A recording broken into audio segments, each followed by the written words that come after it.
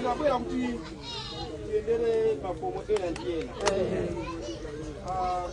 Chunguza kwambiri chifukwa cha ulemu wanu. Kumanda kukoso. Ndikuona kuti pali ana ambiri ting'ono. Eti? Sobola tiziwe kunena kuti dziko limene anatipasa Mulungu. Ife akulu tizapita.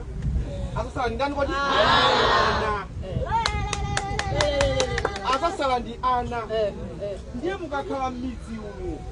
Chilichonse chimene boma layika kuti chithandize chitukuko. Kandi milatho mupeza wina wa mudzi wanyamuka wakadula mulatho uja zisulo kupangira makasu.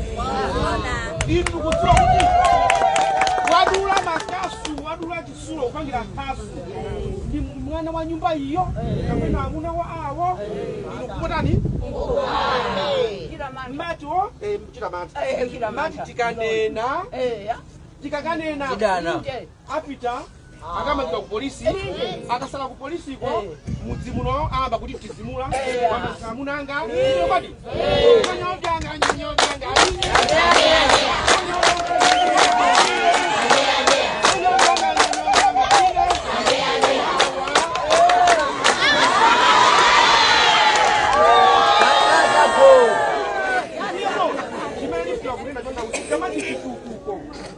chitukuko ainyake ndi inuyo. Tikumvana iti? Chitukuko ainyake ni ndani? Inuyo. Amene akalipo kale akati asiwononga dziko ili. Chitu chikamakidwa kuononga. Tikanasipeza ngati? Mukapeza munthu akuononga kama pola magesi akudula inu mukumudziwa mukanena kuti mwauza afumu anu afumu ngasisa kufuna kuvomera pita kuti polisi. Chitukuko ndinuyo. Komanso mukauzidwa ndi boma kuti abale pa DC inoko madzi akubwera muchokeko kuno osapanga makani. Chifukwa chaka kubwera akuphedwa ni madzi, chaka kubwera akuphedwa ni madzi. Ndizabwino ngati? Ati malambo yanga. Ena matero. Malambo yanga. Kani ya mlambo sizolesedwa iyayi. Sipanga mlambo mmene tichirife kunoko.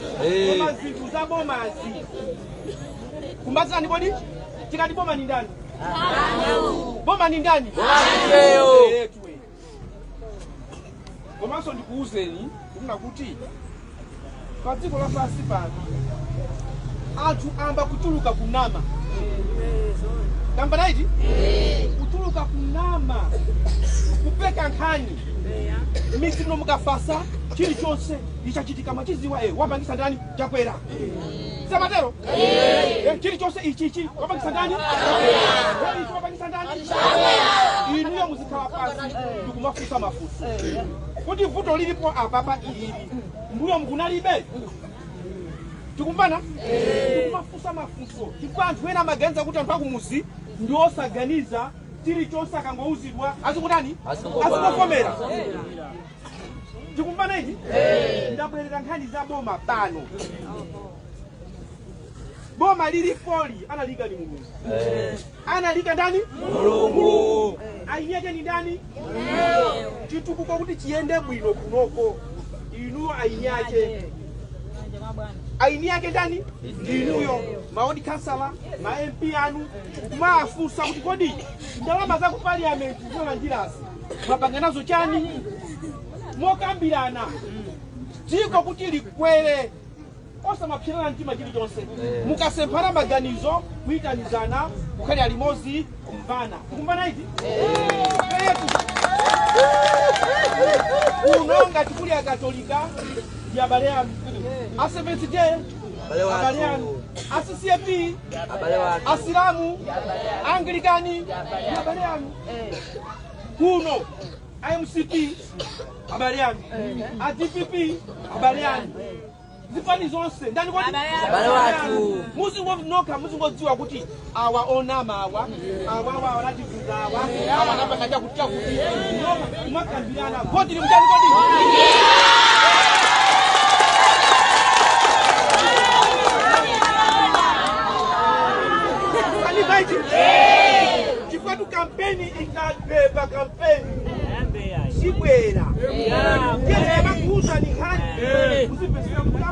chula izimene zikusiwa ife kugirizana chifukwa pakali pano tizimakhala ngati kuti mbuyo musemu timongo mwankaka timongo ndi ashuka mwango landira wala palipo chilichonse chinali chabwino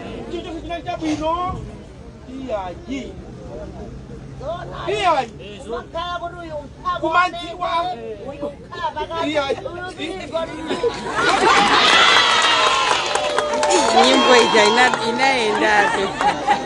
nyimbo ija inaenda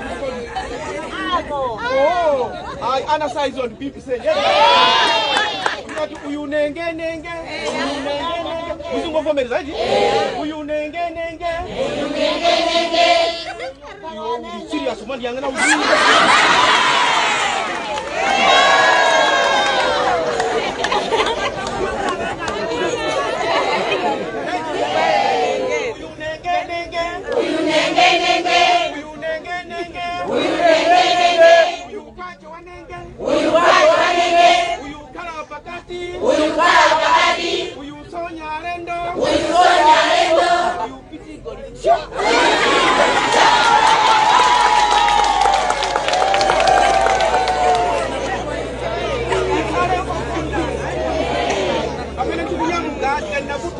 azimai wonse akale uku asamenyana azimai akale kuti anyamata mukale kuti azibamo mukale uku kuti bwino Jose ndi Amosi Jose kuchikayo yangati kwani Amosi ndifuna ndikufunsa pamene ndabwera pano vice president wa dziko ndili panoko a president achakwera kuti ndili pano sadziwa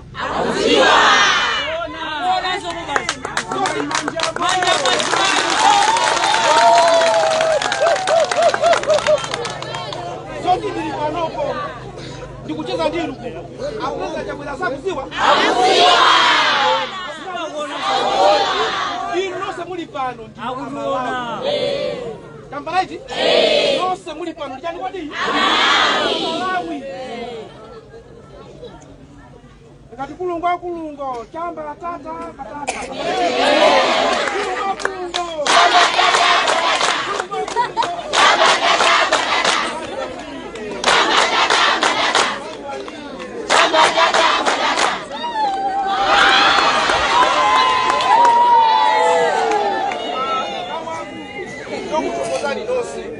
Ambuya kudaniseni mukane anthu okondana osadana nthawi ya kampeni tibwera lero nabwera kuti kutani kodi tikocheza Kambarati ine ndifuna ndikupaseni mawu azimayi paokha akhale kuseni azibambo akhale apo anyamata akhale apo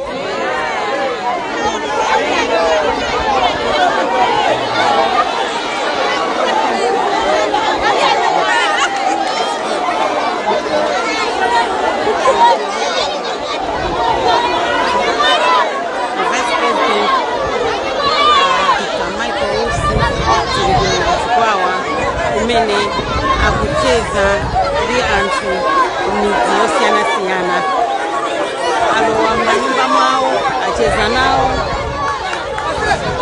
khomo ndi khomo pano ali kwina lakonso akucheza ndi anthu m'mudzimo muno anthu ndi osangalala kwambiri anthu anapempha kuti abwana vice president tilankhuleko pang'ono chabe that's why anabwera pa mtengo apa kumacheza ndi anthu kulankhulana kumacheza ndimene zachitikira panopo anthu akuvuta kwambiri kuti a vice president awalankhule koma anali pa ulendo okalowa kumudzi kwina kukachezanso ndi anthu ena so apapa anayima chifukwa choti anthu anavuta kwambiri kuti a vice president awalankhule ndimene zinalili kucheza akupitirirabe kucheza ndi anthu midzi yosiyana-siyana kufotokozerana zina ndi zina zosiyana-siyana so anthu mukhale pomwepo pamene a vice president akupitirirabe kucheza ndi anthu mudzi muno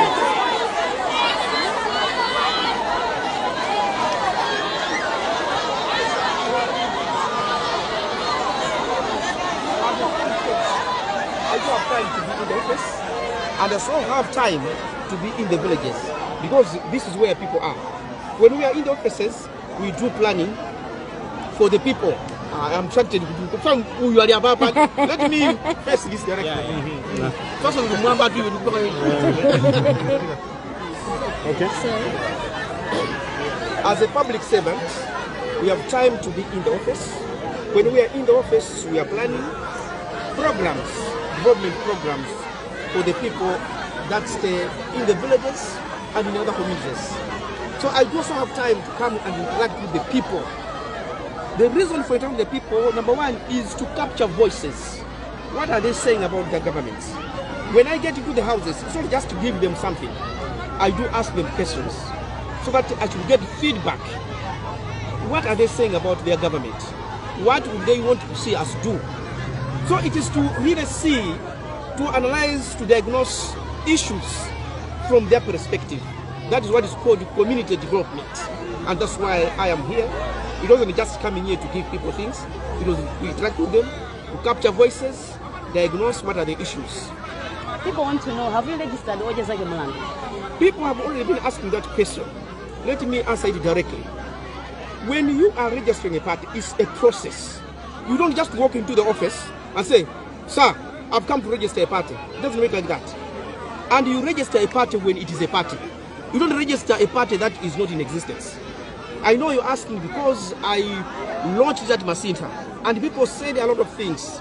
And to myself, I said, what's happening? I didn't want to respond because I just felt, I sympathized with them, the way they were thinking. Parties do get launched and then you go for registration. I can tell you here, without any fear of contradiction whatsoever, I can even show you the stages. We have the certificate for our manifesto. Now everything is with the registrar for political party registration. So the process is being followed step by step. Today I can show you the certificate, the first step that we have gone through. We can even show you evidence of the second phase that we have gone through. So the question of registering the party, I don't know why people are making all these noises about the registration. I think I should be very happy to say they are not very comfortable. They are not very comfortable. They should be comfortable. They aren't yet seen. Let me say this. They aren't yet seen. Are you going to go on the ballot come 16 September? Well, everybody is going to declare that when the time comes. Okay. Tangu alifora bazalane a vice president, mnaona kufunika ba mzee zindi anthu nochukwa. Nabwera kuno fete mnakuti monga anthu ogwirira ntchito anthu amdziko muno timakhala mu office kukonza ma program kukonzera anthu amidziwo komanso ndimakhala ndi nthawi yopita m'midzi kukakumana ndi anthu ndikuamva akuti chani za boma lawo ndikalowa nyumba muja sikungowapasa kanthu imene abweresera komanso ndimakhala pansi ndikuti ndimve chimandisakosa kuti anthu amalankhula zimene zili kukhosi chifukwa ndikalowa muja sindimapasa chinthu sanafunse mafunso ndimati ndabwerera kuno kuti amva mafunso mayankho anu mafunso awa ndi amalankhula ndikupasani chitsanzo nditapita kundilande kunsika ndinapita kundilande kunsika ndinapitira nsika ndikukamva anthu maganizo awo kumene kuja wina ananena kuti koma pali bridge apopo ndinagwira mawu amene ajawo fo cha mawu amene ajawo a president anakafika tapeza ndina mafupi 800 million malawi kwacha zokonzera bridge yana Solo kundilande chifukwa chani ndakalowa musika ndikumana ndi anthu amene kujako ndikundiuza mawu pa chizungu. I captured the voice. Lero National Bridge ikumangidwa ndiyo wina wakenso kwawo kwamata maganiza bwino kachumuchikira ndi chani ndipo ti ife timayang'anira anthu kumangoti zikhale choncho akuti analowa musika ku Lilongwe kumangoyenda mmene mujamo atanyamula nkhuku yake asilikali ambirimbiri one nthawi zina zake madekha ololi mpaka mapofuna kulankhula ndikuti kodi chimene ndikuonachi ndi chani uyu musika mazatani asilikali osuwa chifukwa chani lero asilikali achuluka chonchi ukafunsa ndikupasidwa mayankho ndiye umaganiza ano kuti ndipange comment kapena sapange comment. nthawi zambiri anthu anzeru kapanga makomenti mwa chisawawa zimativuta kuti tiyankhe ife timalemekeza chifukwa ndi anthu oti nawusa utani amatithandiza kuti pamene takhota atiwuse koma mongopempha machichirikidwe akulankhula akanachepa pang'ono kulankhula ninde kumatamba nikaye mwasogoza kufunsa ku Lilongwe market imene napitako sinali kupita kwa masewera kunali nkhani yayikulu nkhani imakhuza anthuwo anthu ochisa masewera ata kukhapana ata kubayana achita kunza kuti pali issue yakuti mubwere tizakambirane kona ntalowa musika mnyanali kanthawi yayitali yakana nkhani imene yoyo komanso asilikali aja anali on duty anali kumene kuchako ena taxpayers money nobody was paid anali ku duty station yawo so ningofuna ningolankhula zimene zozo to make it very clear. Sosolina mwina chipani chanu choja zake mlandu pakali pano mwachipanga register chipani chathu cha audience zache alibe mulandu pakali panopo ndiyankhe mona chonchi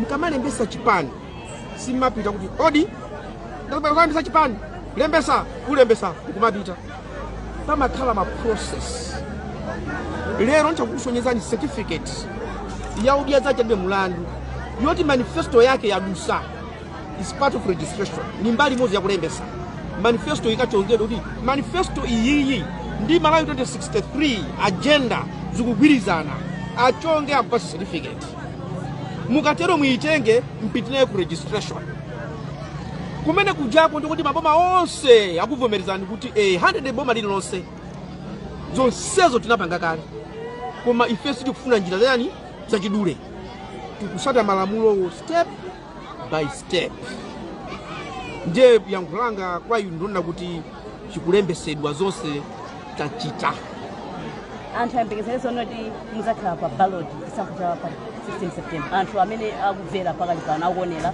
okutsalira inuyo ngati amayi kuusa Malawi yonse okay ondisatira ndosandisatira omwe nthawi ikakwana tiauza kunena kuti pakali pano tikuyenda motere koma nditakukuza ndikunena kuti anthu amene tili nawo audience chalibe mulandu simawerazi kapena anthu ongobwera masapoti mangoti amene timapasa ma t-shirt zitenje ndi amene alembesa tinali ndi ndondomeko yathu strategy yonena kuti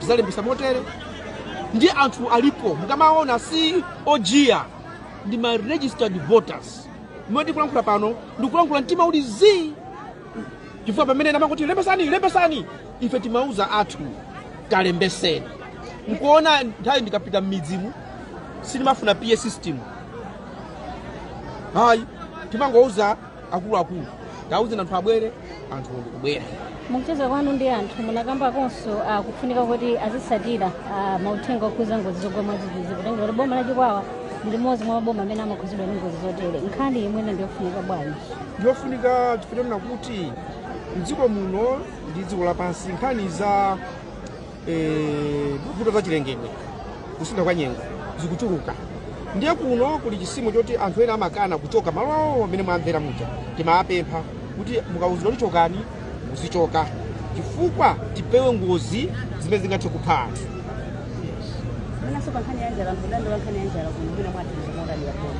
boma likudziwa kuti kuno kuli njala ndeti ndi department ya office ya president ya Dodma ikudziwa bwino lino kuti anthu amene wawa mdziko muno siwokhawa kunoko ali ndi njala kufuna kuti athandizidwe komanso ntakupitiriza tikuti anthu ambiri Malawi munomo atsikana anyamata amene akufuna ngongole ya NIF kuti azipanga yani azipanga business izi ndi zimene anthu ambiri akumanduza ndikalowa nyumba muja kuti ngongole zimene zijazo ndikalowa mu office ndina ndidziwe kuti nkhani ndiponyere kuti ndithamangizire kuti because chachokera kwa anthu nkhani ina tinaona mmene mwaendera munapeza manja inaona kuti ndi ana kuti ali mabanja ana osaimira misinkhu yokhala mbanja utenga wanu ndotani ndimafunsa kuti chifukwa chani simuli kusukulu ndinakwatiwa amunanga anandisiya ndiye ndimalimbikisa kunena kuti bwererani kusukulu chifukwa sukulu ndi sogolo lanu muli ndi mwana inde koma pakali pano malamulo akulola kuti mbwerere kusukulu izi zimene zingathe kuchitika ukamapita m'midzimo ndikumacheza ndi anthu kumpeza munthu yonkulankhula naye same in English, can you elaborate more on the issue of hunger? People are complaining that there's hunger here. How are we going to help them as government? At the same time, the issue of getting marriages. Thank you very much. You see, one of the issues or one of the voices that I'm capturing when I get into the homes of the committee members is number one, hunger. They are complaining about hunger almost everywhere. So what we are saying is this is coming from the people, the real people in the villages. Therefore, it is very, very significant. It is a voice that must be responded to. So it's like Capital Hero has come to the village. We capture the voice, we go back, and then we know how deep-rooted this issue is. So too is the issue of early marriages. I've talked to the girls, they have told me I was married, now divorced, I'm just staying at home. I said, no. These days you are allowed to go back to school. It's about motivation. You can go back to school, construct your own future. And that can only be done when you interface with the individual, talk to the person, they see you as a model also, and motivate them. So this is what took me here. Oh, we did appreciate Dr. Sanga, at least whatever interview.